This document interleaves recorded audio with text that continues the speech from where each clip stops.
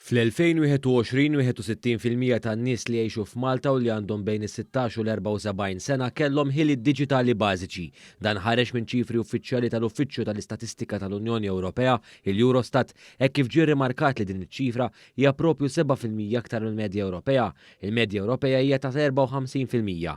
B'ħiliet diġitali bażiċi wieħed jifhem kompetenza f'ħames oqsma differenti. Dawn jinkludu ħiliet marbuta mal-informazzjoni u d-data, ħiliet ta' komunikazzjoni u kollaborazzjoni, ħiliet diġitali li għandhom x'jaqsmu ma' twettiq u ħolqien ta' kontenut diġitali, ħiliet ta' sigurtà fuq il-pjattaformi soċjali u fl-aħħar net ħiliet biex jissolvew intoppi diġitali.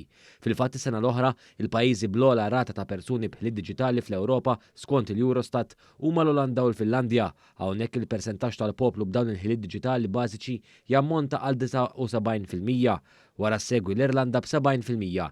Intant l-inqas pajjiżi persuni li jgħixu fih u li għandhom ħiliet diġitali bażiċi huwa r-Rumanija b'28%. Issegwi r-Rumanija il-Bulgarija b'31% u l-Polonja b'43%.